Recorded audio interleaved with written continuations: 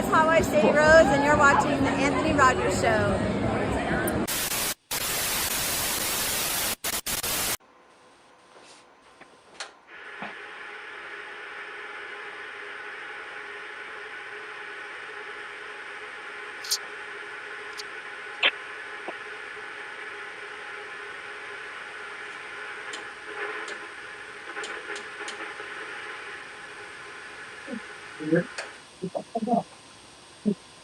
Dude, so you're on the Anthony Rogers Show right now, and I just want to know, what's it like taking people's jobs? You feel good about yourself? Huh? You feel good? Oh, you're just gonna walk away? Oh, okay, bet, dude.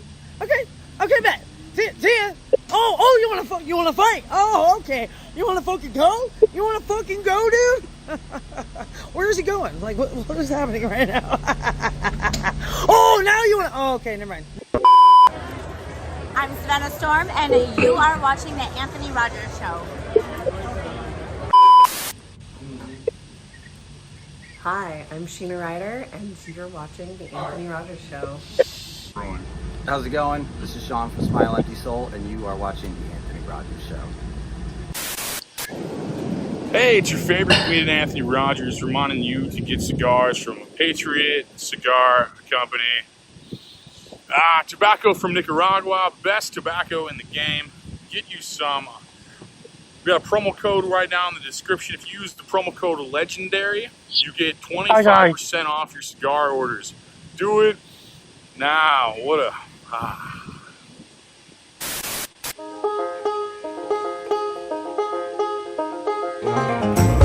I ain't proud of all the punches that I've thrown in the name of someone I no longer know. For the shame of being young, drunk and alone. Traffic lights and the transmitter radio. I don't like it when they threw me in the car. I gave your name as my emergency phone call. Honey, yeah, ring and ring. Even the cops thought you were wrong for hanging up. Hot dial drunk, hot dial drunk, hot dial. You please stay. I want you, I need you, oh God. Don't take these beautiful things that I've got.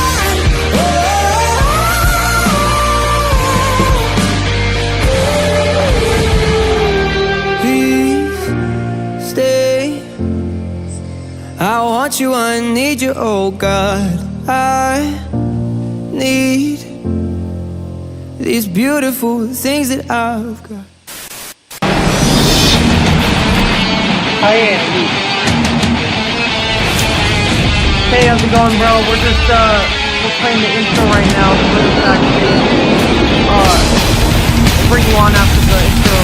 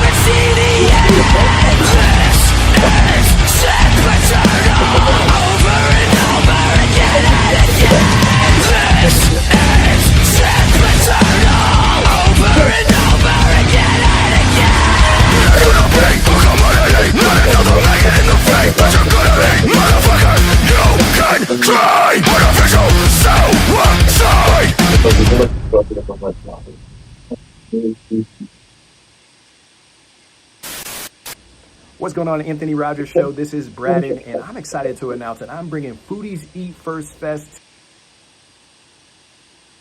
Well, you survived that intro. That was good. We're all survivors of that long intro. That was good. How you doing? God. We have a good episode today. We got a Tim Kelleher, a writer for some of my favorite shows. And we have Frankie MacDonald doing weather right now. Pulling both back in real fast. How you guys doing? I'll pull Hey, how's it going? I'm doing great so far. Hey, where's he stationed? Is he outside somewhere? I'm on Charlotte Street in Sydney, Nova Scotia right now. And it's cool outside in Sydney, Nova Scotia right now. It's pretty cool where I'm at right now down Charlotte Street in Sydney. It's going to get more humid on Friday and Saturday and Sunday all across Eastern Canada and the United States of America, like Boston, New York, Washington, D.C. It's going to get cooler down Florida as well. And it's really hot in Vancouver, British Columbia, and in BC interior. Spark a lot of forest fires in interior BC. They got more heavy rain headed towards Perth, Western Australia this Friday coming. That's And solid. St. Louis is going to be cooler than normal this weekend.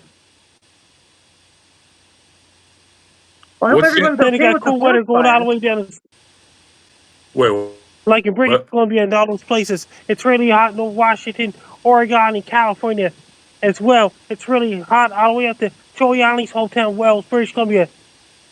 And over to the Western Australia, Perth, Western Australia is getting a lot of rain on Friday. Yeah, I saw that earlier. That's crazy. What's So St. Louis it's like? Western Australia, huh? And did you hear about this? It's getting colder in Siberia right now. And Yakutsk and only on continent, Norilsk, Russia, and all those places. In Magadan, Russia. It's getting really cold there right now because this Siberian leaves already changed colors already. Leaves are falling off there already. Their leaves changed colors before my leaves changed colors. Well, so the seasons are changing, huh? Yes. And Southern Hemisphere meteorological spring started on September 1st. And New Zealand's going to get a little warmer gradually. They'll be getting heat waves in New Zealand December, January, February, and March. Nice. Here's Charlotte Street in Sydney. Wow. No one there. Well, there's some people, maybe. Is there possibly a person there? How's it going? So far. and I had a great day today. And did you hear about this? I went for walks and things like this. And did you hear Anthony Rogers doing great so far? Am I the only one hearing the static feedback, or is that just me? I think it's my phone doing it. I hear slight static. What up, Franco? So what's Seattle look like this week? Seattle this week is going to be really, really hot in Seattle, Washington, USA as well. In Portland, Oregon, all the way down to California, Vancouver, BC, Canada. And it's going to spark more fires in interior BC. It's going to trigger more forest fires in interior BC, just outside of Wells, British Columbia, where Joe Yanni lives. And I had a great Labor Day and things like this. It was great so far. It's awesome. Nice. It was a good Labor Day, man. Very good Labor Day. And Gino's doing great so far. Gino had to do an early show today in Hot Water Show, and Gino Bisconte is going to Chrissy Mayer's content host later on this week. Nice, man. Nice. Have you ever seen 2.5 Men? That means Halloween costumes. That means a guy dressed up as a half female and half male. No, the TV show 2.5 Men that Chuck wore. Like Chuck, it was a show I never that was saw on 2.5 Men. Yeah, you remember that show? That's a long time ago. Yeah, Tim wrote for that show. Yeah. Yeah, it was a long time ago. Charlie Sheen. It's with Charlie Sheen. And that other guy. And that other guy. John Cryer and Ashton. Yeah. Hilarious. I grew up watching that show. And my dad loves that show. Yeah. Oh my God. So funny. Everyone's dad does. Right? Is it just me, or is it like a dad show? Like, everyone's dad can relate to Charlie Sheen. They're like, that's me somehow, possibly. Like, I want to be that guy. Charlie Sheen. So many people will come up. My dad loved that show, or my dad. Every time I go home, I sit down and watch that with my dad. And just because they, when I first started there, I couldn't believe it. Normally you're in a writer's room and people will pitch a joke that's like so broad and just out of bounds that everyone laughs in the room, but you can never put it in. And I remember one of the first weeks I was there and they did a joke with the mom something just basically every one of her jokes is that she is a drunken whore and a horrible mom. But someone pitched a joke, and I was just like, oh yeah. And we left in a room, and then I was like, wait a second, that's going in. It's like, all right, this is a different room. That's hilarious. You know what? Here's a fun. You want to hear a funny story about? Yeah. This is probably my funniest censor story. Like one time we wrote an episode, and it was John Cryer was on a like a life science. He went to a spin class, and so at the end of the class, he gets off and he goes, "Oh, my taint is killing me." So the censor comes up to us and goes, "Oh no, I know what a taint is. You're not going to get this by me." And it's like, well, no, it's the room. It's what is it? She said, "You know what it is." I said, "It's this place between the balls and the ass, right?" And she goes, "Yeah." And I said, "Well, we've said ass and balls before, right?" All right. She said, "Yes." I said, "But you say taint, so you don't have to say ass and balls." And so she goes, I said, "Well, what if we changed it to, boy, that area between my ass and balls really hurts?" And she goes, "Oh yeah, that'll be fine." And that's more like Instead of just saying inappropriate than saying taint, I feel like. Yeah, absolutely. Hey, it's confirmed cruise ships are kicking up the high gear in Sydney, Nova Scotia for September and October. There'll be one cruise ship right after another this time of year in my hometown, Sydney, Nova Scotia. What's going on with cruise ships? Cruise ships are kicking up the high gear going to Port of Sydney, Joan Harris Cruise Pavilion. Port of Sydney, one cruise ship right after another. In Sydney, Nova Scotia, there'll be so many cruise ships coming in this time of the year, September and October, in my hometown in Sydney, Nova Scotia. It's going to be so many cruise ships coming. That's badass. Where do they go? Where do those cruise ships go to? They go to the docks at the Port of Sydney, and tourists visit Sydney, Nova Scotia for a day. Uh-huh. And then where do they go?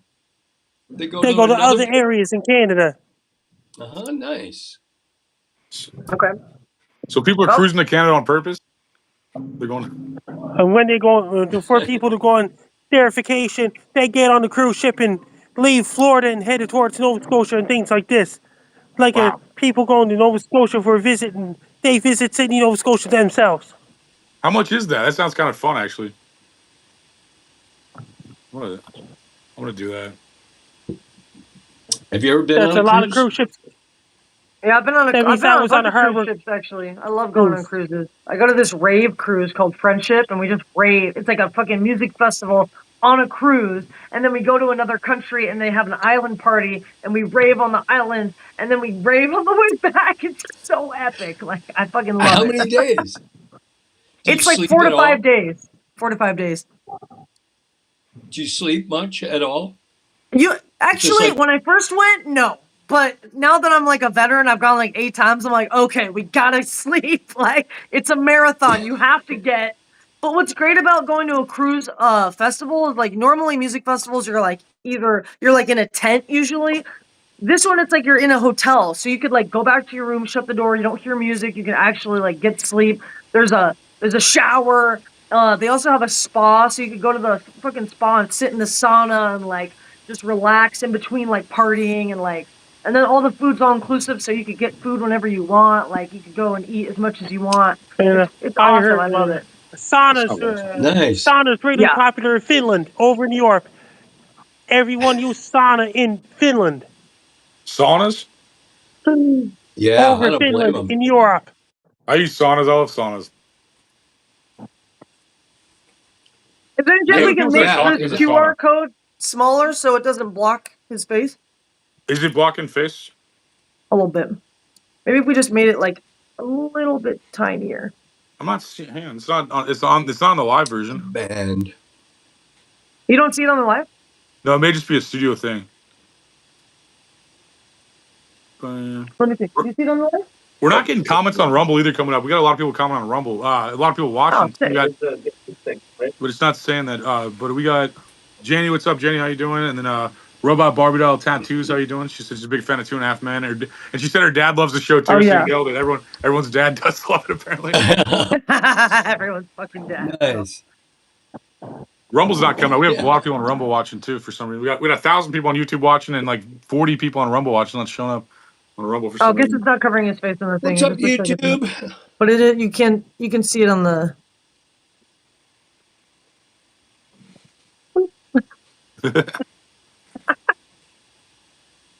Cool, man. Yeah, So, everyone's dad. in And living get your hair color, now it's gone. Yeah, now your face is gone. I mean, it's cool. Press I just my think if it was face like for half more. the size, it would be less. We'd be able to see him. Scan my face to follow the show everywhere. Do it. The faceless man, the QR faceless man. QR code. Do you still write sketches? I knew in Living Color is one of the things. Do you still write sketches like to this day? Not really. I don't write sketches. I write screenplays now. And I'm writing a pilot actually, I wrote a pilot that I'm taking in with a producer and a director, and we're going to try to sell it to a network. And I just finished a screenplay, but being a writer, there really aren't that many scripted comedies anymore when you think about it. Like if you think, when was the last time you saw a comedy in a theater? Everybody got canceled. And when you think about this, yeah, and well, you know what I think it really was? They started like, it used to be they put a movie out in a theater, and then like 6 months later they put it out on DVD. And then they started shortening that window to 90. And then when it was 30, I think people were just like, well, why am I going to go to this when it doesn't really, I don't need big special effects or anything like that when I can watch it at home with my friends in a month. Yours. And I think that just like stopped people from the theater experience in general. Theater's kind of screwed them. But That's streaming too, there's probably, I would say, low double-digit percentage of shows that are scripted comedies. There's thrillers, real-life crime.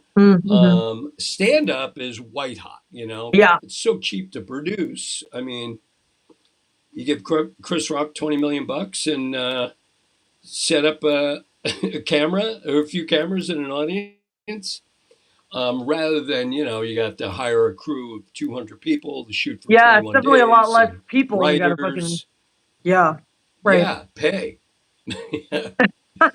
So, but I just wrote a thriller, which is kind of my first foray into that, just because it's like I don't want to just keep on writing comedies and sticking them in my drawer, if no one's buying them.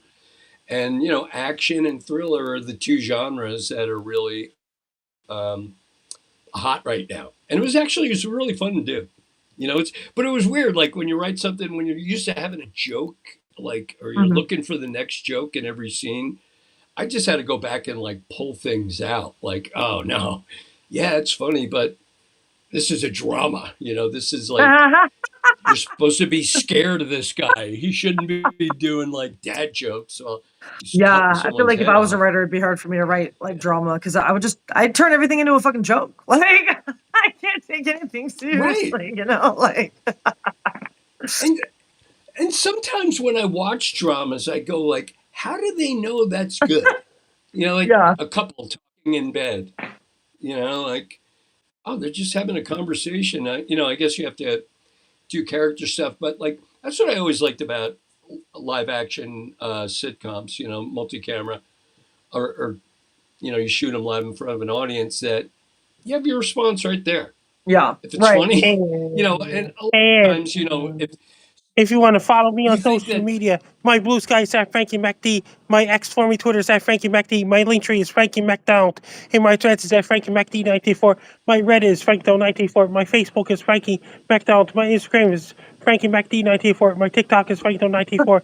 My Clapper is FrankDo94. My Twitch is FrankDo94. My Snapchat is Frankie AMCD1. My YouTube channel Stocks Wolves. And my LinkedIn is Frankie MacDonald. Best luck to you. I'm Frankie MacDonald. You're listening to Anthony Rock. Bye, Frankie. See you later. See, Frankie, wait, you didn't give your MySpace. They still have that, right? More Great horror question, indeed. actually. Yeah, you know what? Horror. Do you like horror movies, Anthony? You do like them?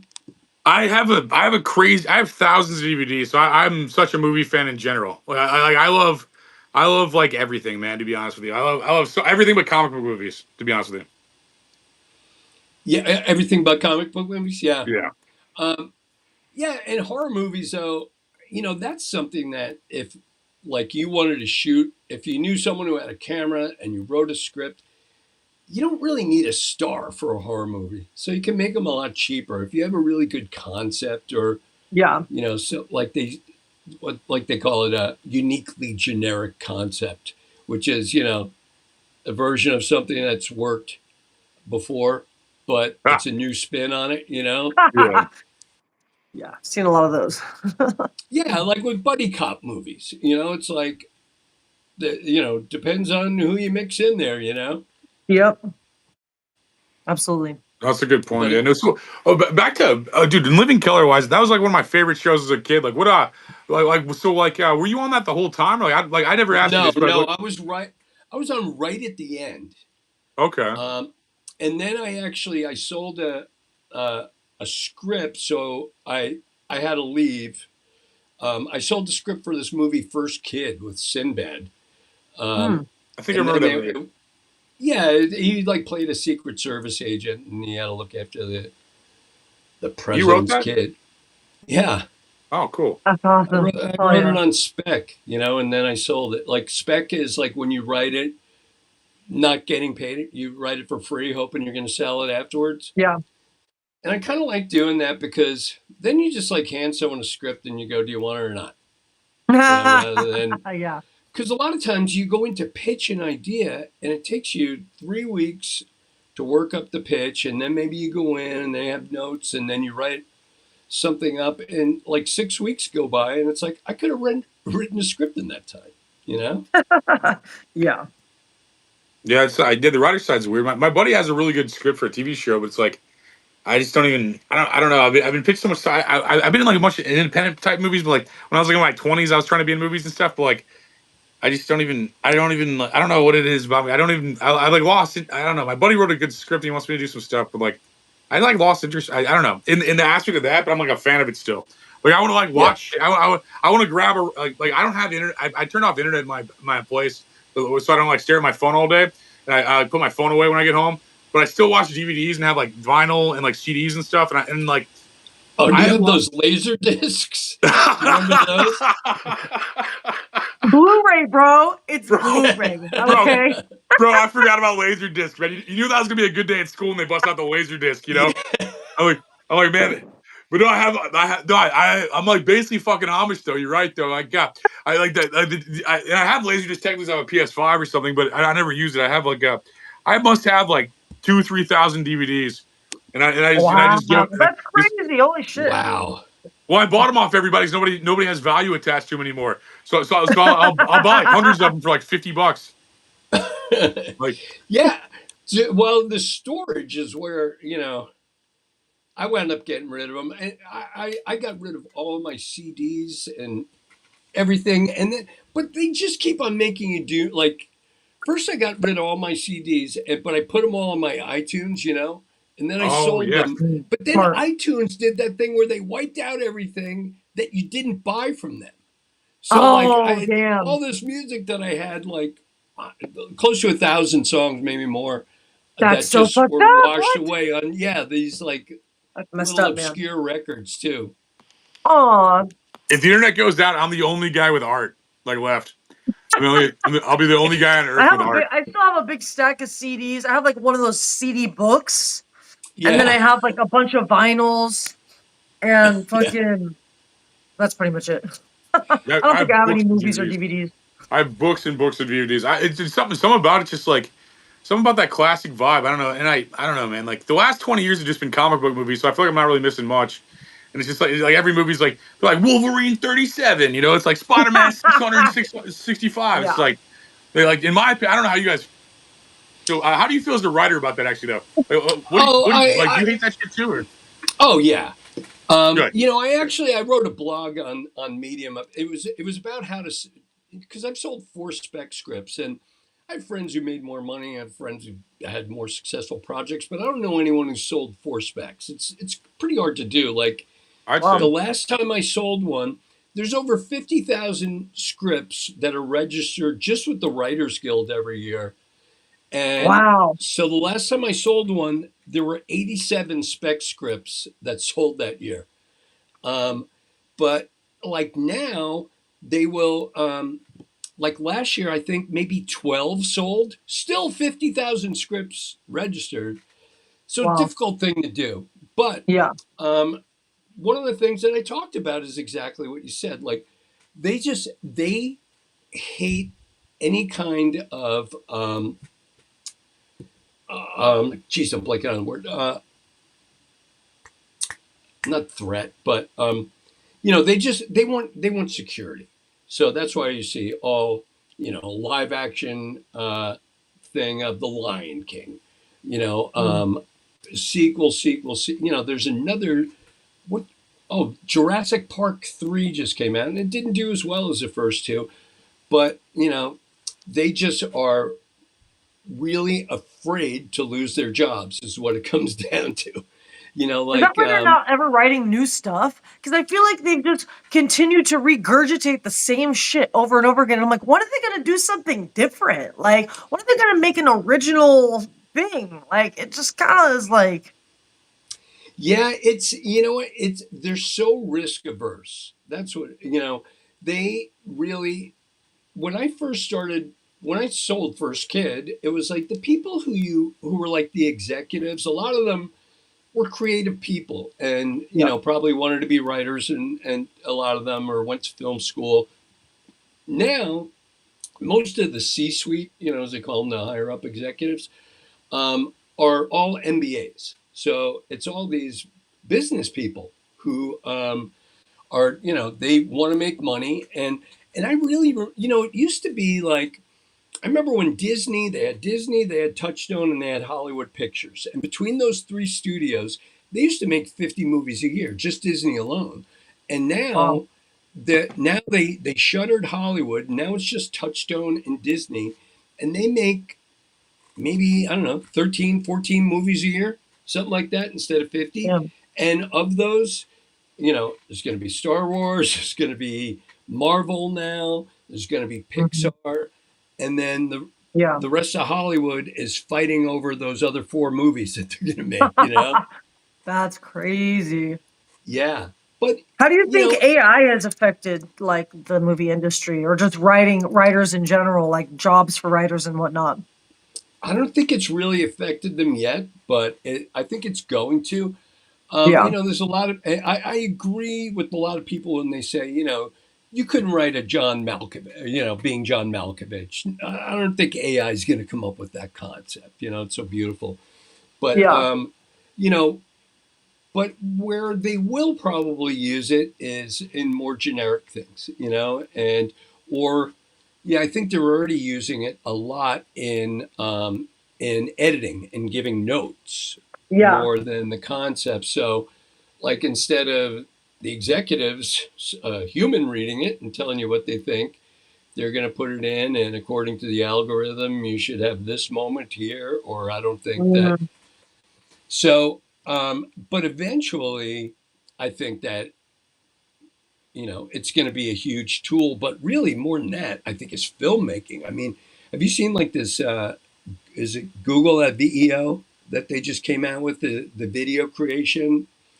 Oh yeah, the editing thing, right? It's like surpassing like Photoshop and like Premiere, right? Oh, even more than that. Yeah, this is like a video creation that you create with prompts. Like, you know, you go, hey, I want to see a castle in Transylvania, and there's a lightning strike, and we see a little stagecoach go up the road, you know. And so these prompt engineers who are giving the prompts and who know what details to give, I think, like I was saying to my son, he wants to get into screenwriting, and I said, I think right now, if you're really passionate about this and you want to just go balls to the wall for it, I think there's a great opportunity right now for someone to get in on the beginning of that AI filmmaking. And I know that people are like, "Oh, that's soulless," but it's happening, right? And I guess the plus side though is like that, just like this, like now we can have our own, or Anthony can have his own talk show here, right? And Yeah. so the equity is like just so much more equal. And Yeah. but like with that, if you can really become a whiz at creating these, like you could write an epic movie in your computer if you get great at that, and you don't need a studio and a bunch of crew people. Wow. So that's sad. Wild. There's a lot of, but I don't think it's, that's not going to be anything that happens, I don't think, in the next 10 years. I mean, I think little by little, they'll be, just helping it and being tools more. Yeah. So you think people will use it more as a collaborative like tool as opposed to like just it completely replacing like creatives in general? Well, they're going to use it. They're going to use it as a tool until they can figure out how to create, get rid of the creatives, because that's really the dream for, I think, studio people is. I was hearing that they were trying to figure out how to like replace actors in general. Like there might not even be a need for actors at all. They could just like scan the actor and then like AI generate them into the film and in them acting essentially. Yeah, I mean that's what SAG and AFTRA had a strike this past year, and that was a big part of it because they wanted to make sure that their image, they own their images. It's kind of like these college football players. They have this NIL now. Like I think it's all amateur athletes, but it's name, image, and likeness that they have a right to. Anytime that they use, they get paid. So. But you're seeing like AI generated, or I've seen a couple of commercials with dead actors already, like kind of repurposed for a commercial. Yeah, no, I've seen that too. I was like, I forgot who it was. I think it was Paul Rudd. I think they used Paul Rudd in something, and I was like, whoa, the guy from Too Fast and Furious or whatever. And I was like, that's weird. Yeah. Paul, was it? Paul Walker, right? Paul Walker, yeah. You're right. You're right. Not Paul Rudd. Paul Walker. Yeah. Paul Rudd's that funny comedian. He's that funny actor. He's like watch those movies. Who hasn't aged in 40 years. Yeah. He's like 60. Wow, really? I didn't know that. Somewhere around there. Yeah. Wow. That's wild. He's a Kansas City boy. Oh, I didn't know that. Oh, wow. That's cool. Does St. Louis hate Kansas City? Is there interstate? I do. I don't know. Always. So then, yes. Do you like St. Louis? I do, but most people in St. Louis probably don't. Yeah. Everyone in St. Louis probably shit talks St. Louis more than they shit talk Kansas City. They're like, no, the county. If you're in the county, you hate St. Louis apparently. So like, I don't go to St. Louis except for like sports games and like fucking like anything cool, like concerts or anything. Yeah. I actually, back in the day, I worked in St. Louis at the Funny Bone. They used to have Funny Bone there. And then I went up to Columbia, Missouri, and they used to have a great club there. And, what was that one? Deja Vu, I think. Columbia? Okay. Funny Bone's still here. It's they have in Westport. Is that where you were? Westport? Yeah. And there's a Westport in Kansas City too, right? Yep. Yeah. There was maybe it was a Funny Bone there too. I think there is. Yeah. It's Kansas City Comedy Club now. That's the Kansas City big comedy club there now, I think. I did a show there, and I don't know. I'm so gate kept in St. Louis though. I made fun of all these guys 10 years ago. Now they're like gatekeeping like all the shows. So like you know, you just like roast people for fun type thing, and they didn't really see it that way. So they're just mad from something I said If you're a comedian, 10 years ago, and I don't even remember what I said. You gotta be able to take a joke if you're a comedian. I mean, they're mad about shit I don't even understand. Like they're like mad at stuff I like forgot I even said. It's like weird as fuck. It's so weird. They're mad at stuff you don't even remember saying. I don't remember. I think I made fun of them all. I think I called them all like DoorDashers or something. Like told them they're all DoorDashers, not real comedians or something. And they got like hella pissed. And then like that's one of them I remember, but like I couldn't tell you every single one of them. Oh my God! Wow. Yeah, you know, I've talked to a lot of comics who have pissed off like the one guy who books like rooms. You know? That's what it is. I could book like 50. I could book like 40 states, but I can't book Westport Plaza Funny Bone. Like, I can do Maui. I can do Maui, but I can't do the Funny Bone. You know what I mean? It's just like insane. Yeah. Have you tried? You know, I was talking to some guy. I worked with some guy down in Florida who he just started renting out theaters. That's what Dan Cook did. Yeah, like 300 seat theaters, like in smaller towns. And you know, he said he'd get them for like $1,000, $25 a ticket, and sell them out. And that's a pretty nice payday. I mean, that's kind of what we're trying to do. We're going to try to take the podcast on tour and then just have a bunch of other comedians come on. Him and I are going to do some stand-up, possibly have like music acts, some of the bands we've had on the show, and kind of do almost like, I mean, we're not going to totally rip off like the Kill Tony thing because I don't know if we'll necessarily like judge them, but we'll do something kind of similar. Well, it'll be like a live podcast show and we'll have like different performers, maybe even fire dancers or like some sort of like different types of acts and music and stuff like that. Mexican wrestling, right? There you go. Yeah. Honestly, that's a damn good idea. Like, I know you're joking. That's a good idea, honestly. No, I've gone to a couple of shows like that in LA where they have what are the masks called again? Calabras. You know what I'm talking about? I don't know, but I know there's Mexican wrestlers in WWE. My friend does fucking wrestling. He would know. He's literally just. I was a big wrestling guy back in the day, but I only know the American version. What's the name of the masks for the wrestling thing? The masks. Lucha Libre. The masks for the wrestling. Like Rey Mysterio wears and stuff. They have like a name. The luchador. There you go. Luchador mask. Yeah. Talking about. Yeah, you have a Mexican wrestler in your apartment right now. Actually, that's hilarious. There's literally a wrestler in my apartment. You're like, hey, what is that? You're like, what is that called again? Like, he actually is a Mexican wrestler. That's hilarious. He does. He does that. He does that wrestling. The Mexican wrestling shit. It's all about American version too. Oh, okay. But you have a fucking big Mexican flag and shit. Well, that was my character. My gimmick.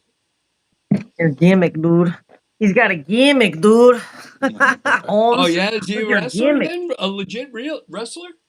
Or just a fan? I was trained by Steven Atkins, better known as Seth Skyfire. He used to work for like what used to be FCW, but it's now NXT. So he's like ex-WWE trainee. Elemental P, PTSD, you know, PTP. He's the guy that trained John Cena. Oh, you can't see me. Wow. John Cena, man.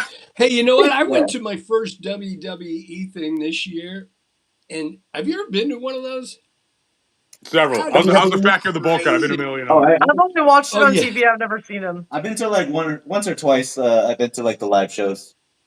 Oh, I mean, it's nuts. Like I think it was Raw or whatever. They did it here in Seattle.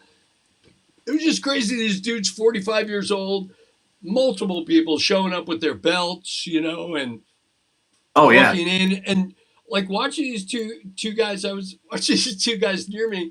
And they were both in their 40s, but they were like so into it, like, oh my God, it's so like legitimately getting angry. And it was like, well, I guess they must know, right?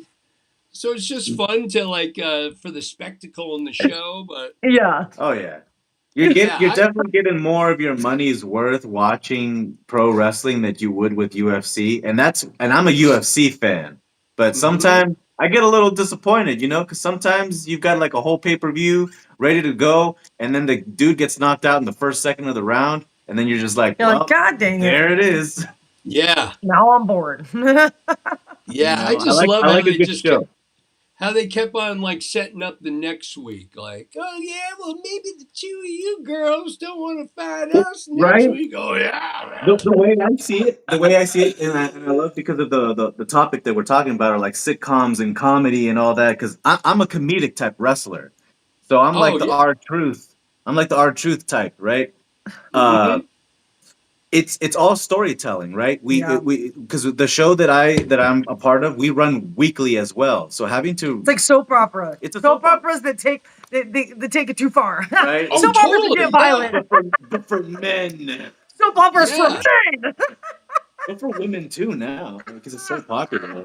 And what was That'd it? be What are that'd be the a what are the wrestling. like the tribes? What do they call the tribes in WWE? Like the factions or the stables. Yeah. Yeah. The stable, what, like their horses? Stables is because it's like a table. Get in the They run, stable yeah, now. they kind Go of run. on, They, go on and get. yeah, and sometimes you get people who go from one team to the other, right? Because they feel like Yeah. they're, yeah, You gotta spice it up. yeah. Gotta get it spicy, home. But the athleticism in these dudes, man, like, as you know, say what you want about being fake, but some of these guys, like, just doing a backflip off the what is it, the turnbuckle, Yeah. and I landing on mean, your back. Shit, I couldn't. I I can tell wouldn't you want to from do my that. perspective, it's been one of the hardest things I've ever had to learn because I wrestled in high school and it's kind of similar but also way different because you have to be a gymnastic. You got to be a ninja basically. You're able to do all these things and you gotta train your brain. You gotta be like, okay, I'm gonna fall now. Yeah, right. And then fall gracefully. Fall gracefully, Yeah. but gotta make it look It's like you good. gotta be like a dancer almost. You do actually. A lot Yeah. of my choreography is actually very dance-like. That's my whole character. I come out to dance. I get everybody happy. I'm the guy that they send out to make people happy, so that way, when they come back with the next match, they break your heart. You're breaking hearts, man. Wait, what's your breaking hearts and what's breaking your legs. wrestling name? My name is Alejandro Mauricio Fernandez, but it's abbreviated as AMF, like the drink. Alejandro. Oh, Okay, wait. Say it again. Alejandro Alejandro. Mauricio Mauricio. Mauricio. Fernandez.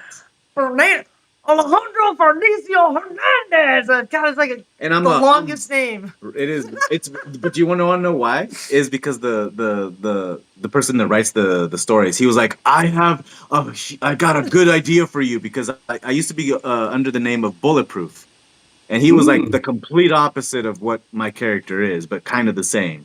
I was just an armed security officer. Go figure. Because that's what I really do You're for like a halfway living. through your name. I'm like, I'm calling ICE. I don't know. No, it really was. I was the Mexican ICE. You know, I'm calling ICE right now. Get out. I was the Get out most of here. Mexican looking dude. I would come out in a bulletproof vest and an American flag. I'd go to all the lucha spots and I'd only talk English. And then once I finished and beat the crap out of everybody, I would start speaking in Spanish and insult them afterwards. Like, psych, bro. The Mexican Holmes. Like, I have legit almost gotten shot. oh my God. Just doing wrestling because like American, like lucha, Mexican wrestlers they take it, or like not the Mexican wrestlers, the Mexican fans for wrestling, they take it so serious. Oh, you know, man. like I had a guy try to get into the ring one time and he legit threw jalapenos at me. But I mean, talk about the supervillain, the Mexican ice agent.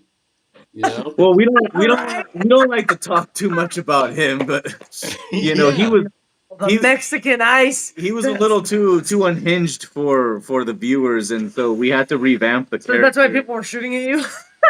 Oh yeah. no, it would be like, and then you would have to. Your rival would have to be like this liberal hippie, you know, like. That is legit. Actually, you're not even that far off. Like, I had a rival, and he was a hippie. His name is Come on, dude. Like, there's so many videos that you can watch under, and you'll find it, and it's hilarious because it's like, you just joined, dude. Like, come on, man. he was so zen. All his promos, he was meditating. Can't we love each other? Come on. So what you're saying, a Mexican ice guy got rid of liberals? Is what you're saying? Is like the skit? Well, Yeah, no. that they Well, would. yes That's and kind of fucking no. funny. That's kind of fucking funny. That's like Yeah. that's a funny But premise. but on the flip side, because of everything that was going on, we flipped the character, and it's now the other way around. So now the bulletproof character is still bulletproof, but he just finally revealed his real name, and he's a bastard son of Vicente Fernandez, and You bastard! he got like an inheritance when he died because it was like a big thing in Mexico. So then I came out in a suit and tie and just said, "Well, I'm fucking rich now." So instead of being a security officer, I created my own cartel. Oh. And then so Yeah. I came out and I had a whole stable, a faction basically. And horses, obviously. Basically, yeah, they were my horses. And Wow. this was like right around like COVID, so cryptocurrency was so big, and so we called ourselves the Crypto Cartel. Oh, Uh, crypto cartel, Right? the KKK, the cool kid crypto cartel. oh, do not mess with these guys, or they will be stealing your crypto. I was the only Mexican The killer cartel crypto member. cartel. There you go. Killer crypto, right? I was the only Mexican KKK. wrestler that had a white American butler.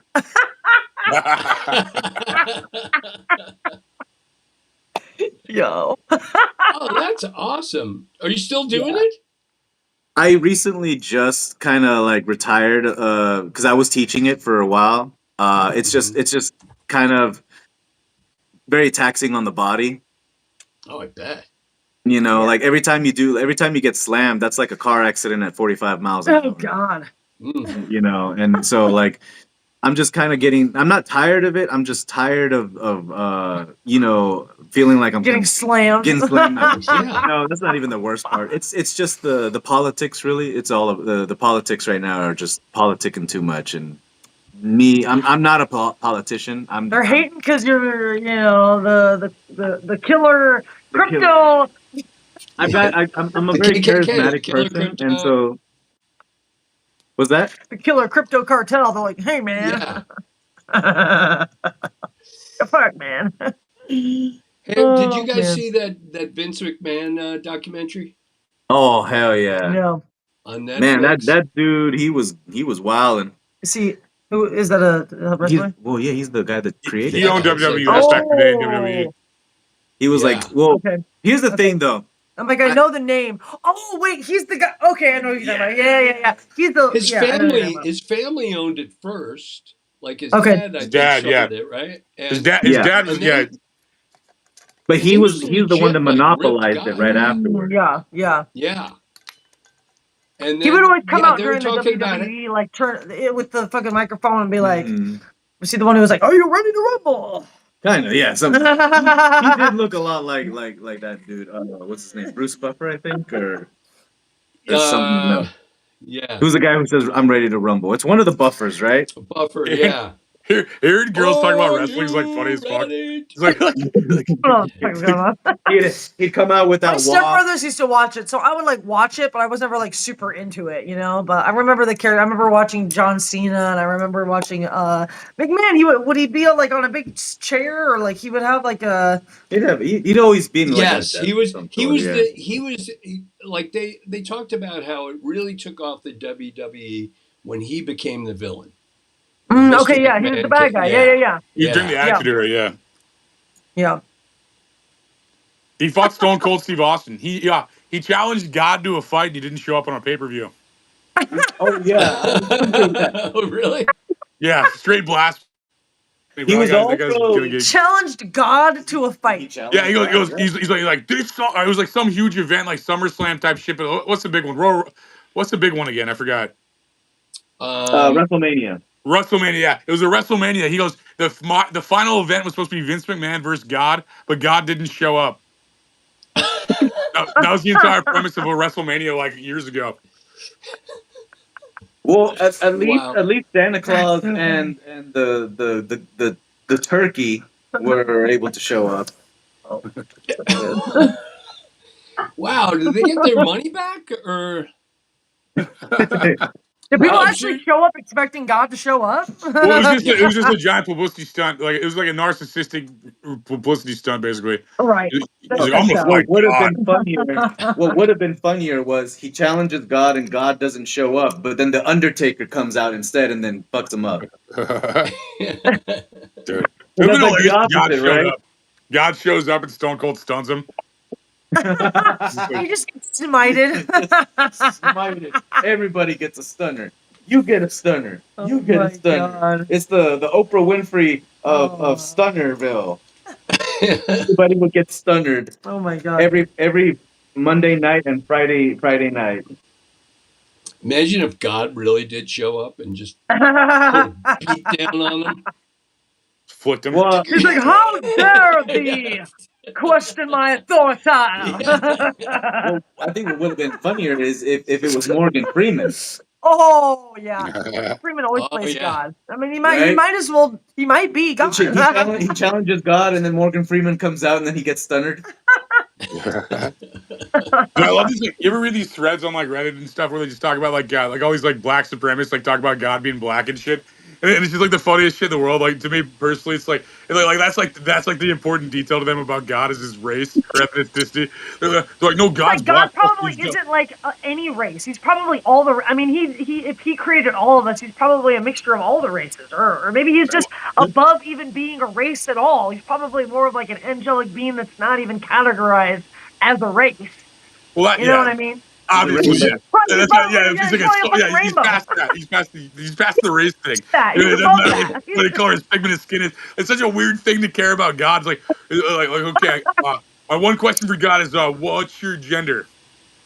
I mean, it's like, what a weird fucking question. It's just like a weird. It's like such a weird thing to care about in the grand scheme of creation. You know what I mean? Like you have like all this is going on, and you care what genre, what subgenre of human being he is. It's like such a crazy thing. What subgenre of human being? Well, he's not a human, so why? It's not even a like. Right? How can Yeah, you we even all how just can this see the even world be as a we topic are. of discussion? Not We even all a just see human. the world as we are, so we assume the world is as we are. You know, that's all it Right, really right. is. That's all it is. Well- narrow-minded to think like that, though. You know. You know, I sold the script to Warner Brothers that didn't get made, but the premise was that like I saw the story about Second Life. You know what Second Life is? It's like I feel this- like I do, but I don't right now. What is it? It's a website that you create like a sim, right? You create an avatar, but like they have their own currency called the Linden, and it used to be like you get 250 Lindens for every $1, and then you can buy shit in Second Life with your Lindens, so you can buy like 6-pack abs or long hair or Harley, Like for So your you- avatar, you mean? Yeah. And Yeah, so like okay. I saw this story about like this guy who spent 18 hours a day in there, and he was like he made $1 million selling sex toys in Second Life. But anyway, I just thought it was so funny that these people are spending That's more crazy. time in that than in life, you know? And Yeah. so I was trying to Right. think of a way in, and then I was like, well, what if at the end, you know, you pull back and from Earth and you see that we're actually avatars being played by these We are. this I think advanced that's civilization. definitely yes. Well, then as I was writing it, this guy came, this professor at Oxford came up with this simulation theory that yeah. you know, and Elon I watched Musk a whole TED actually talk. There are all believes these that we are. scientists talking about the simulation theory. It's Yeah. yeah. That I believe we're we're in a actually simulation. avatars being played by Yeah. an advanced No, I civil and agree. we're so sophisticated that we can't tell the difference between reality and the sim. Yeah. Yeah, I agree. pretty- I mean, I yeah. think that's Well, it's probably the- pretty accurate as to what the fuck's really going on because it's the like, same story I mean, I being think our told. soul is infinite. You know what I mean? Like, I don't think that they're like when we die, our body leaves our soul and it goes back up and we get reincarnated into a different body. But like, our soul isn't, our body isn't our soul. Like, our soul is in our body, but like, it's not like our body has a soul. Our soul has a body. You know what I Right. mean? Like, our soul is inhabiting a body temporarily, but it's not like who our soul is. It has nothing to do with really. It's just more of like you said, the avatar and the experience of like, what's it like to be like this version? or this fucking Right. avatar? Like, what is it like to be this fucking thing? Yeah. Like, find out, blah, blah, blah, blah. So essentially, I thought, yeah, instead of reincarnation, all we do is just respawn. exactly. Probably. Yeah. Yeah. And you know what? And they say, like, gravity is one of the weakest forces in the universe. And so they think it's escaping through black holes and going Ooh. into, these multiverses, which now Yeah. is like kind of the conventional wisdom among physicists. Like they say, imagine like an entire ocean full of soap bubbles. And that's what like our universes are like, scraping against each other. So like supernovas, they think are when they, like, because they can't really figure out why we have these giant explosions at the edge of the universe. So now they think that it's when a multiverse is scraping against each other. Interesting. Well, I think black holes are. I mean, didn't they say that there's a black hole that's connecting us to like Sirius or to like one of the closest like constellations that there? I'm like, that makes sense because I'm sure that that's how aliens are traveling back and forth from here to like other constellations. Is like they're going through black holes or they have the technology within their UFOs to travel through black holes without like getting smashed or crushed or fucking evaporated or whatever. Yeah, kind of like in Star Wars. Yeah, I heard black holes commit 51% of the crime.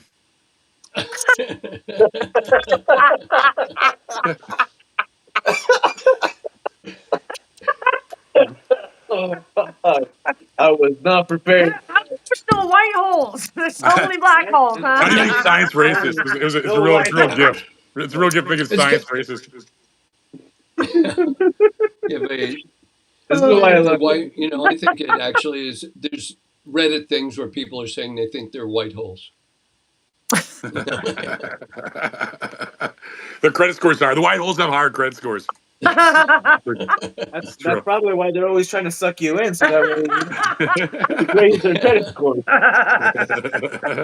This person's got a nice credit score. Let me pull him in. Oh my god! Black holes only steal bikes. Like black holes just steal bikes. It's like. Oh. So do you really feel scared there? When I saw that video when you're at 2:00 in the morning, do you feel scared in downtown St. Louis ever?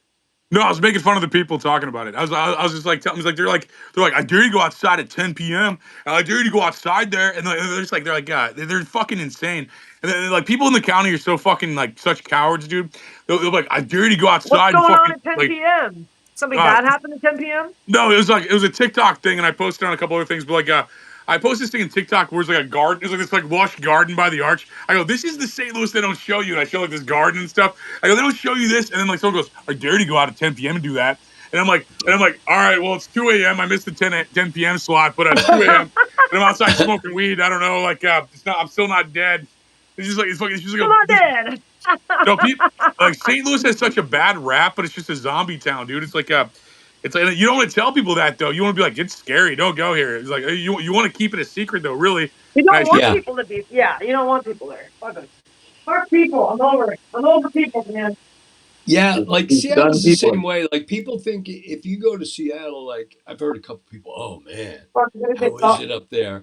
And like if you watch the news, it's scary, but it's like every other city. There's like a few neighborhoods you don't want to go in late at night. But overall, it's not scary at all, man. I walk around in Seattle after midnight a lot. Your homeless have more energy than my homeless. Your homeless are outside like starting fires and shit, and like have like bonfires and shit. Like the Seattle homeless have more energy. Well, no, there's some of them who have. This is the kind of energy they have. You ever see some? They're all doing the lean now. They're doing the fentanyl lean. Yeah, the fentanyl lean. I remember the venue I did. El Corazon.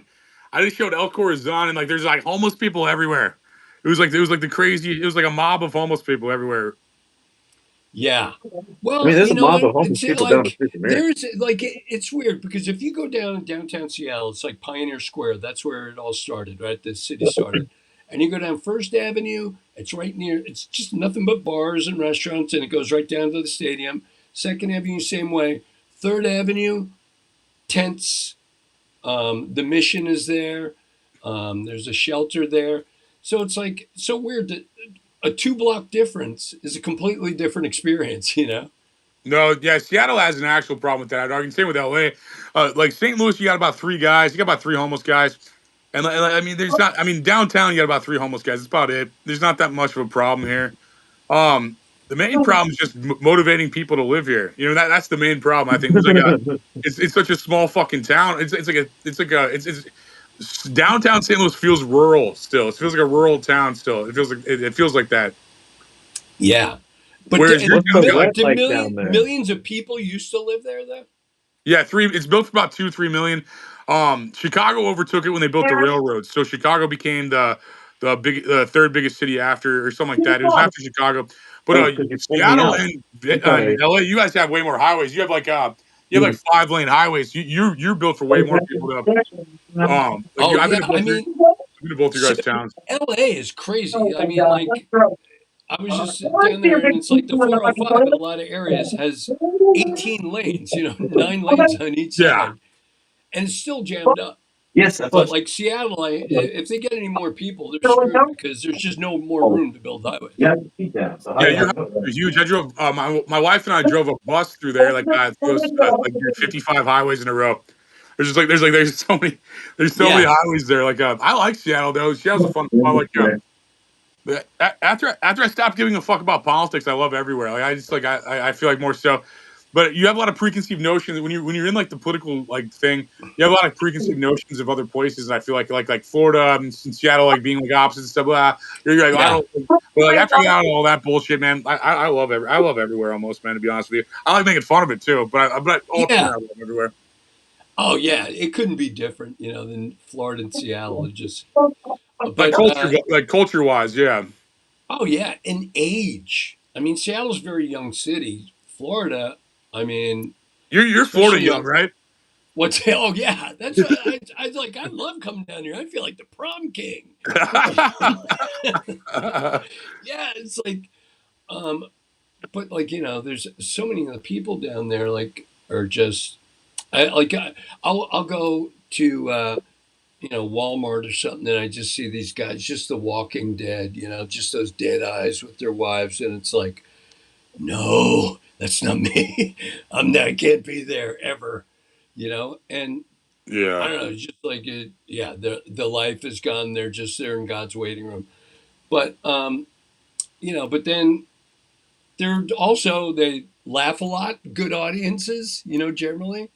And Seattle, I think, sometimes I feel like Gen Z and millennial kids, like, maybe they're a little bit more ironic or life is harder, but they just don't laugh as much as prior generations. I feel like, Well, they want to keep their job. You you can't laugh and have a job anymore. Almost like I think that's almost over. But like 2016 to about a year ago. You couldn't even like pretend you couldn't even have a sense of humor really, I feel like, and have a job. Yeah, it definitely things especially in comedy writers rooms. I mean, you really have to. In fact, there was an assistant who sued the writers at Friends years ago, and for sexual harassment, but. The talk in the room is a lot of times, you never, ever talk about someone unless you know them well, right? If I'm going to give you shit. But, you can't stop people from just pitching jokes that might be off color because then, what if that joke spurs someone else, has the idea that's actually great, So if you start policing people's thoughts and what they can say, it's going to really hurt creativity. And they wound up winning that case, the writers. Yeah, I think it halts innovation. I think censorship definitely halts innovation and the human will and stuff. And I'm actually, I think it probably will make things worse for a while because of all the censorship. Like we're gonna have a hard veer the other way, which is just as dumb in a different reason, in a different way. It's just like I don't know. I'm all free speech. I feel like I'm even pro bullying. You know, I feel like I'm pro bullying, and I think because I think it's funny. If it's funny, I'm pro bullying. You know, if it's like I don't know. I miss that aspect of America where everybody's made fun of each other. You know, I miss that a lot. You know, and I think it's here still to a degree, but I think a lot of people are just afraid to do it publicly. Like I'll make a lot of people laugh, but they freak out about they'll freak out about like I don't know. A lot of people just they really want their job. They hate. They really want to go to their job. They hate. Yeah, well, and also, you know, like my kids went to liberal arts colleges, and you know I remember when they were going to school, and I was out to dinner with them, and I was talking about my friend, who's this black dude from Alabama, raised by a single mom, went to MIT on a full ride for electrical engineering, and just a remarkable guy, you know, from where he came from. And so when I said, so, yeah, well, you know, my friend Saladin, he's a black guy. And my daughter goes, Dad, shh. I go, what? She says, don't say black. I said, he is a black guy and a great guy. And I'm about to tell a very positive story about him.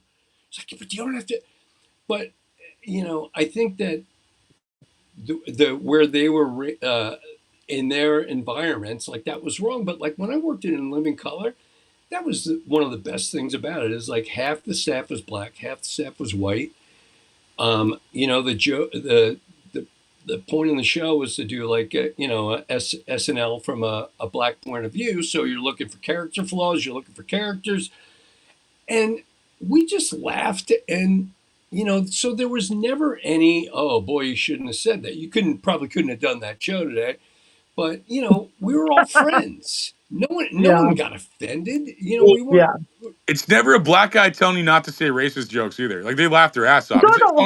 It's always like a white person speaking for them. They're like, "Whoa, you can't talk about black guy." It's always you're like, what? It's never a black dude being like, "Hey, dude, that was kind of fucked up when you made that bike joke about a black hole earlier." You know, it'll always be like some like white. It'll be like some like white person saying like it's always what it is. Like I live in St. Louis. I'm like I'm the only white person in downtown St. Louis. You know what I mean? So it's just like I'll fuck with them all the time. It's like I'll just make jokes all the time and shit, and they'll laugh their ass off, dude. And no one really tells black people racist jokes. So like they're like it's such an easy market. It's like such an easy market. Yeah, I mean I personally I love black people. I mean I think black people and God, I hope that doesn't just. They're some of the funniest people. I mean, some of the best comedians of all time are black. Yeah. I think that the Irish, Jewish, and black people all have what they have in common is they were all oppressed. You know, they all were not allowed to read. You know, because of the law and like how to do it on the down low. You know, but because of that, they became much more verbal societies, and they all had so much hardship that laughter is really, you know, for a lot of them was the only good thing they had, you know? I'm sick of like the victim mentality and the cry me to sleep Olympics. You know what I mean? I'm sick of that shit. I think people could just be cool and like, even like I could complain. I could read a book about the fucking potato famine and be like, my great grandma came here because the fucking troops sold all the shit and that's my personality now. I'm a victim. It's just like, to me, it's like, shut the fuck up, do cool shit.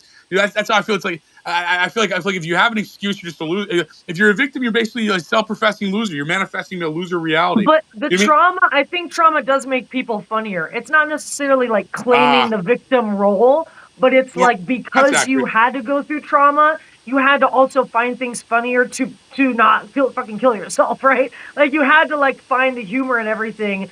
And like, but that doesn't mean like use that as an excuse to be a victim. It means use the trauma to actually be funny, to do something with the humor and be successful. You know, alchemize the fucking trauma and do something better instead of being like, oh well, I can't do anything with my life because I'm traumatized. It's like, well, dude, everyone's traumatized. Yeah, on some level, right? Like, excuses for losers. Just win instead of be a loser. And like I do this like I'll do like an all black crowd and I'll make fun of them. I'm like, what do you guys do? Just read about slavery and get sad about it? He's like read a history story and you're just like, oh, that's fucking sad. Now it's my identity. It's just like, holy fuck, it's never affected you. It's insane. And they like laugh their ass off about it. I'm like, half of you haven't even worked since fucking slavery, and they'll like laugh their ass off about it and shit. And then like white people get upset about it. If you make a joke around white people like that, you're like like saying black people haven't worked since slavery. They're like, oh shit, I need my job at Kmart or Target or whatever the fuck. I don't want to lose my job at fucking Chick-fil-A. I mean, but like it's weird. Like black people laugh. Like most people have a sense of humor about being black. They're like the same way they make fun of being white. They just fucking make fun. I mean, it's a funny fucking thing. I mean, I'm like bald and fucking fat. Make fun of that too. So there's so many things you can make fun of within yourself and how you appear. And there's some, I don't know. Nothing's off limits in comedy. I think that's very important in comedy. Yeah, I think that a lot of it too is more like a class thing. I think that that people should be bonded more by their social class and what they have to go against. Than like say for like when they talk about like the scholarships for affirmative action and stuff. I think like the affirmative action should be like how poor are you? Because if you're the color of your skin, if you both your parents are doctors, you shouldn't have a easier way to get in than some broke kid who whose parents aren't. It would be the first person to go to school, college or whatever. But I think that's the way they should start doling out the money. Is just they should give it all to me. Admissions, whatever. They should give all the money to me. Like, don't send your kids to college. Give me your money. Yeah. Hey, are you? Well, I couldn't do worse than the current state of education, so probably. So it's like my wife's a college graduate, like so I try not to make fun of it too much, but dude, I fucking like most of these people. I just like I think they should give out business law. I think you should start a company. Like anytime I hear somebody be like man, I can't get a job, I'm like, start a fucking company. It's $30 for an LLC. Buy a website. It's America. Start a company. Like I can't get a job, make more than $15 an hour. I'm like, that's because they hate you. Start a company. You know what I mean? It's like they're like my brother will complain about it all the time. He's like, I can't find a job anywhere. I'm like, it's like you're set up to lose. Even just going to college and getting in college debt. Like I have friends who are in so much debt, and then they still ended up not even getting the job that they went to school for, and they ended up having to get some other job or having to do OnlyFans or having to do whatever the fuck to get by. And it was like, you know how many people that are in the adult industry that also like just.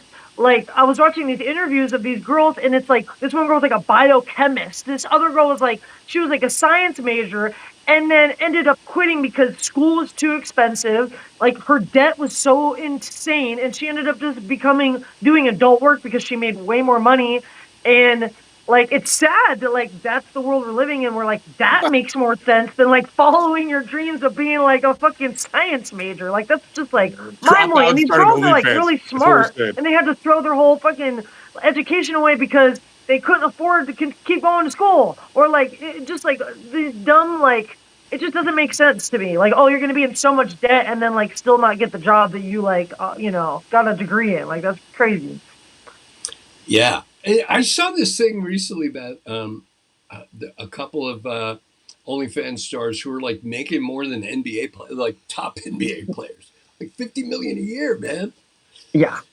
You know what's funnier?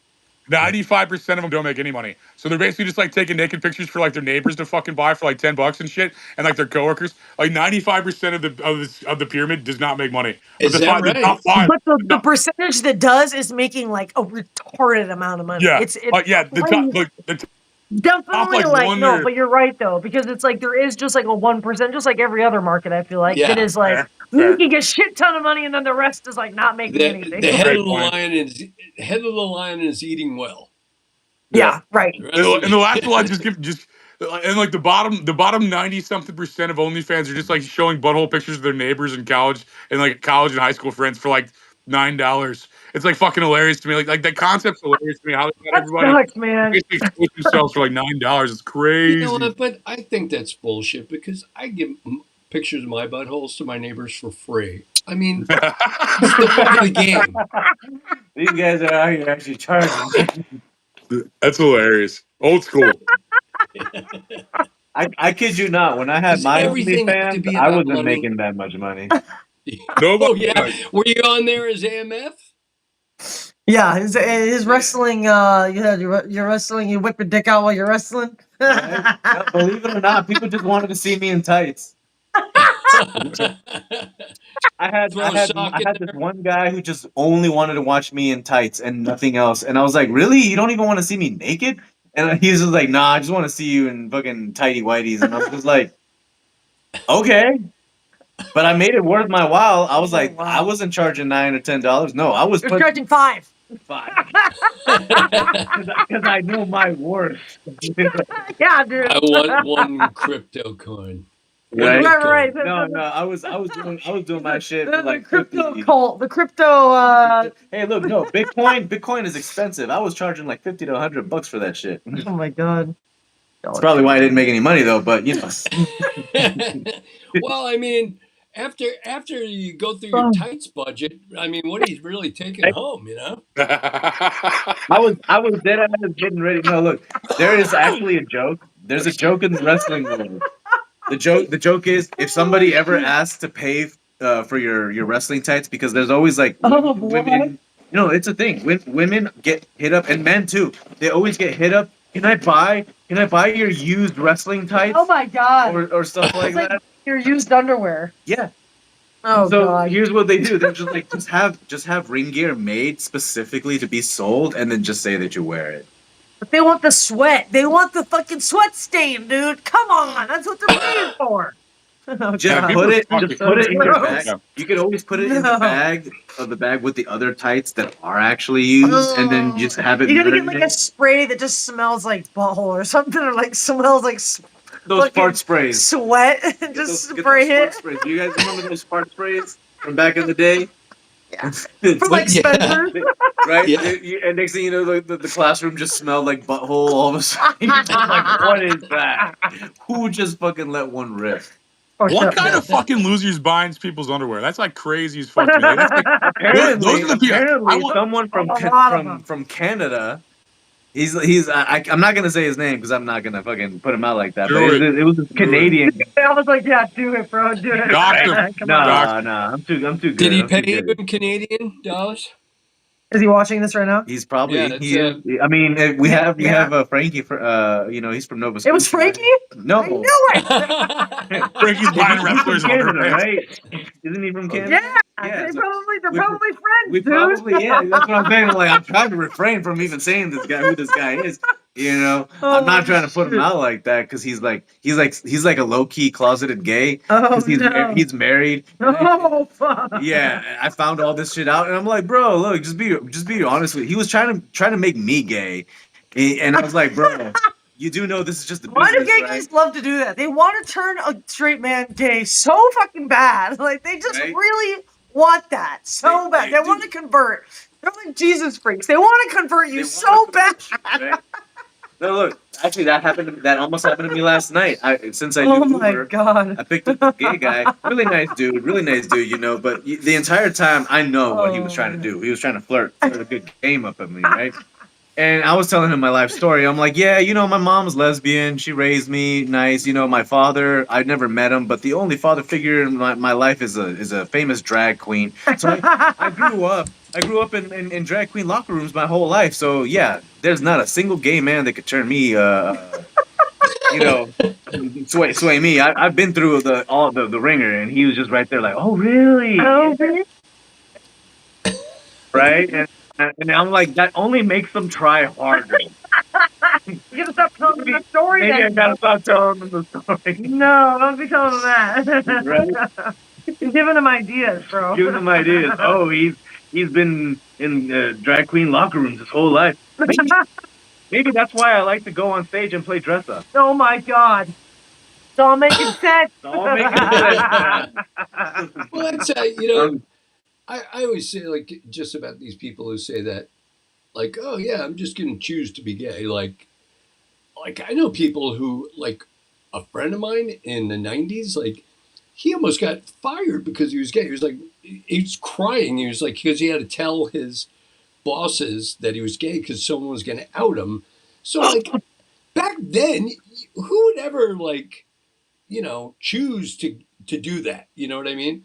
So I always say, like, with the guy, like, with, when people who say, like Mike Johnson, that, like, being gay is a choice, it's like what he's really saying is, like, would I like to suck a dick? You're goddamn right I would. I mean, I'm fighting it every day. No, that's actually it's a very true thing. In the '90s, I mean, especially in the '90s, going to school, a lot of the times my mom had to tell me, she was just like, "Remember, don't tell anybody," because she was always transparent with me. But it was like, how do you explain every single day? Because kids ask questions. They're like, "Who's your father?" and stuff like that, and you're always getting picked up by two women at the same time. So like people just go like, "Well, that's my aunt," and then these other kids. Why is your aunt and your mom making out, dude? Right? Why are they holding hands? What? Who are these two dudes that come and pick you up sometimes? Well, it was my they weren't never really married, but he was like my father figure. But then he'd show up with his boyfriend too, and then they pick me up, and I'd always have to like explain. Oh yeah, no, those are my uncles. Oh my god, my aunts and my uncles. I'm being. We're just one big polycule. It's one big polycule of aunts and uncles. That's all. Like, there was a girl when I was in middle school. Her parents, I guess it was her mom, and but they were lesbians, and it was her aunt. It was always her aunt. Yeah. But then at one point, I think in like 9th grade, she said she'll let it slide. But back then, you didn't even really. I mean, I don't know about when you're younger, but like back then, people didn't even think about other people being gay. It was never like because no one came out and was. Yeah, right. So like, exactly. I don't know about. Was it different with you guys? Like when I was in high school, like looking back on it now, it's like, oh yeah, of course he was gay, but like, I never thought about it then. Maybe like one town where I was mostly at, because it was like a very conservative town of Newbury Park. That area, since it was like very segregated, like all the Mexicans lived where the Mexicans were. That's in California, right? It's in California. Yeah, it's here in California. It's part of Ventura County. It used to be part of Thousand Oaks, and then it segregated itself from Thousand Oaks, and then called themselves Newbury Park. So that's how conservative they were. They were like, we're gonna segregate ourselves from a town that's already segregated, and we're just gonna segregate ourselves even more. Just gonna wall it off. Yeah, wobbling off. It's like right in between Camarillo and Thousand Oaks. It's right by the grade. Yeah, I know exactly where that is. Yeah, so that's my hometown of like. I got expelled from so many schools there because I got in a lot of fights because of my skin color, and because I'm just a very honest person, right? So I would always tell people, like, oh no, they're telling me, remember, we're just ants, right? No, I was telling everybody, it's like, oh, when everybody was talking to their orientation time, I was the one that was just like, I have two mothers, like fuck that, right? Imagine everybody looking at me like, who the what? How do you have two mothers? You can only be birthed by one mother. I was like, well, no, not really, because like I come home and I have two mothers and they kiss and they do all the things that fathers and mothers do, I was born like you and your sister. I was born. Yeah. Good for you, man. Way to lean. Seriously, way to lean into that shit. My mom is definitely. She wore the dick in the relationship. My mom was the masculine for sure. She was the one with the strap on. She was definitely. Oh fuck, man. She was the dom for sure. You're watching this, Mom. Shit. I love you. Oh, she's definitely watching. Probably shaking You done her head good, right Ma. Hey, believe it or not, though, Moms. I got a lot of like my feminine rage from my mother, because I literally will beat the shit out of anyone that bullies anyone, But like I do it for all the wrong reasons, Like if somebody's making fun of if I just so happen to watch the wrong person getting bullied, it's probably the person that was supposed to deserve getting the bullied, and then I would defend the person who probably I should have never defended, and then next thing you know, Your defense, so like it was you. Yeah, I was just no. I just didn't like What you did seeing. was no, because you were defending Next the thing you wrong. know, Right. the You wrestling made it coach is going, "Hey kid, why don't you put that aggression out here on the mat?" That actually Get did it out happen. into No, wrestling. Was it one of those I deals? actually so in Moore Park High School, my math teacher, he's the one that got me into wrestling because I was the well known kid to have beat the living shit out of a lot of people, and one time somebody threw a carrot. This is how bad my anger issue was. They threw a carrot halfway across the lunchroom, and it landed in my ranch dressing, and it splashed all over me. Perfect shot. Now that I think about it, because I was like, how the fuck did they do that? I think skills. But I was that kid that like everybody like literally probably thought I was like, yeah, maybe don't fuck with him because he's probably gonna shoot up the school one day. I'm not. I'll probably would have stabbed you. But so I got up and I just like I not even hesitation. I just got up and started jumping and hurtling over the tables with other people eating. Oh my god! Because I knew exactly where that shit came from because they had like those two Mexican kids that were fucking laughing their asses off when it happened. I was like, yep, it's them, and they were like well-known bullies too. So I'm over there. I'm fucking like what's his name, Draven the Hunter or whatever the fuck that Spider-Man villain. I was just hurtling over these fucking tables, and I by the time they started running all the way back to the room, at the time, my math teacher was right there, Mr. Knight. I'll never forget him. And he was the only one that was able to make me stop. And he looked at me. He's just like, "Go to my room right now." And I was like, fuck. I got in trouble, right? He was also a really big dude, right? So he had like that aura, that intimidation aura. But I kind of like admired that. And then as soon as I go to his room during lunch, he's like 50 push-ups right now. I was like, oh shit.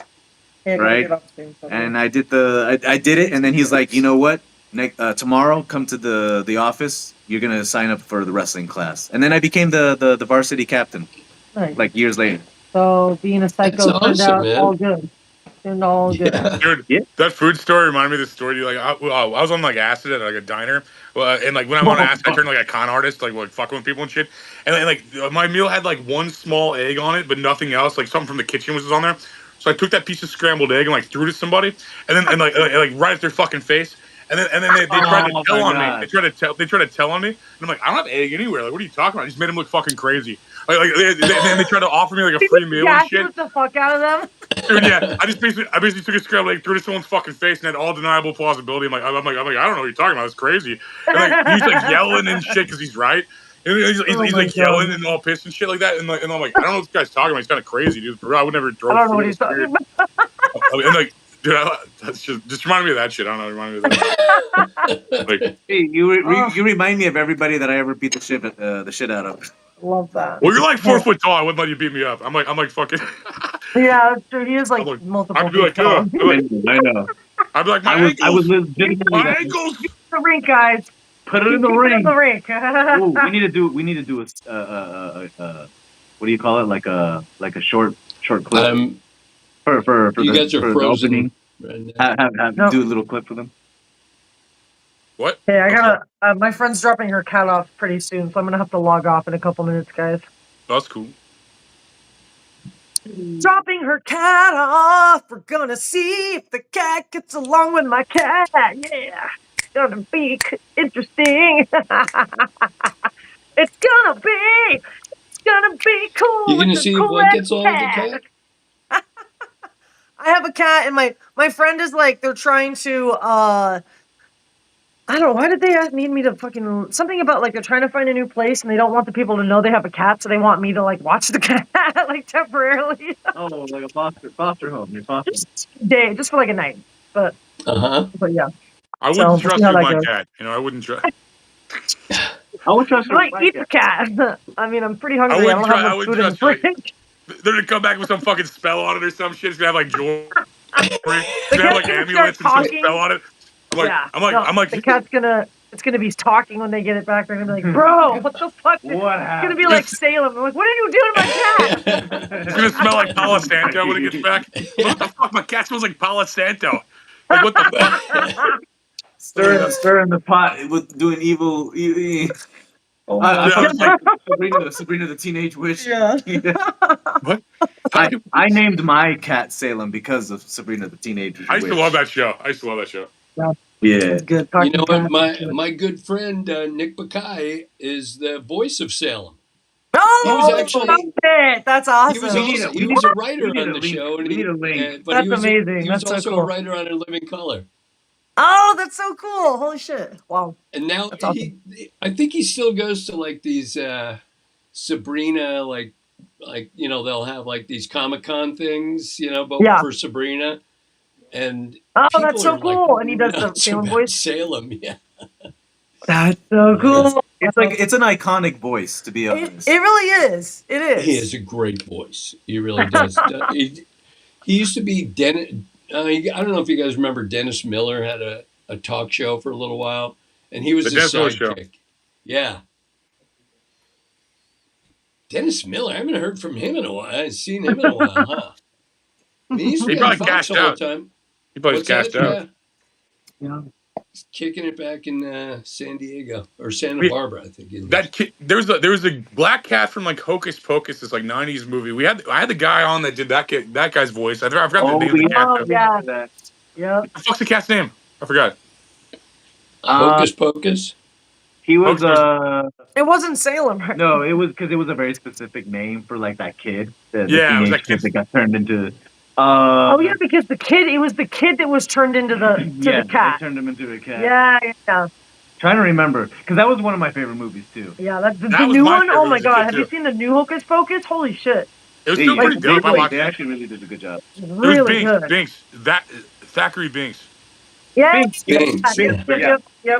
I googled it. I cheated, but I didn't know. I had the guy. We're gonna Google it anyways.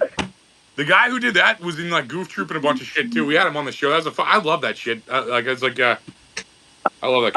I honestly wouldn't mind doing some voiceover work. I've always been told that I'm really good with voices. Really good with voices. Yeah, for sure. I actually fell into a career with that because the first show I was working on is a talk show. And on a Friday, I was doing a bunch of voices like on like tape bits that we did. And on a Friday, the announcer quit, like with no notice. And the producer, he goes, "What are we going to do for Monday?" And the head writer goes, "How about Tim?" And he goes, "Let me hear you say hi." And I said, "Hey, how's it going?" He goes, "All right, you start Monday, you got a week." And I wound up doing that for 6 months. And then I rolled that over and was the voice of a beer. Oh, nice. Yeah, it's the voice of ESPN's College Game Day for season. Nice.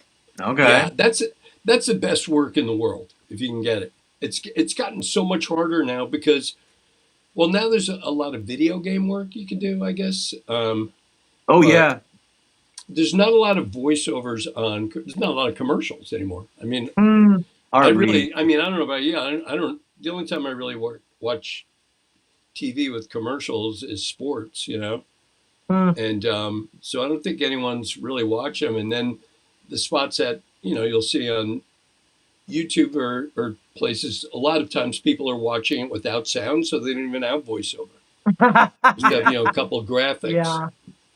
I met the voiceover of the new Elmo. I think is the guy that does the. Yeah, he does. He does Kermit the Frog too, but he's the new voice, not the old voice. Oh yeah. Hold on. I don't know if it was Jim Henson who did Kermit. Yeah, I think he did. Originally, it was Jim Henson, I think. Yeah. Until he died of the really flu. good at doing voiceovers is Luke Skywalker, the guy that played Luke Skywalker. Yeah. He's the Joker. He does a lot of Batman. A lot of Batman. Yeah. No, Jim Henson died of a strep infection. I thought it was the flu. Okay, that's weird. I didn't know that. Well, the only reason I know it is because I got a strep infection. In February 2020, I went to Costa Rica. I came back, and like a month after, I woke up and I just had this terrible pain in my back, and it wasn't going away. Then my arm, and like 3 o'clock in the morning, I went to the hospital at 8 in the morning, and I went in and they took x-rays and there was nothing. And then they did a blood test and they saw that I had that. I was airlifted to a hospital in Portland. I was in Southern Oregon at the time. And I was in the hospital for 2 weeks and a nursing home for 7 weeks. It went to my spine. I had to have like this emergency surgery at like, it started at midnight and went till 5 in the morning. Yeah. And, but like they said, you're really lucky because Jim Henson had the same thing and he went to work, but his infection went to the heart. So if it goes to the organ, you're screwed. Also, it's Yeah. spread. And still, it wasn't, going to the back was no walk in the park either. They had to drill off pieces of my spine. Not fun. That's fucked up, man. Yeah, there's so many different ways that we could. Huh? Okay. Hey, I need to get off. It was a pleasure. Thank you so much. You guys obviously can continue to talk. But thank you so much for coming on. I really appreciate it. This was super fun, and I will be back next Tuesday. I don't know who we having on next Tuesday. Do you know? Do I we have have to anybody? look. Or? I have no idea. I have to look. No worries. I just prep one. I prep like day of at a time. I'm like, okay, so today's this Tim, and like I kind of I need to fucking. I got so much shit. I gotta go check on a bunch of salespeople and shit and see what's going on out there. But Okay, cool. But yeah, no, have a good night and stuff. Later Okay, on. cool. Bye, Jose. See you later, bro. Bye. Later, bro. Bye.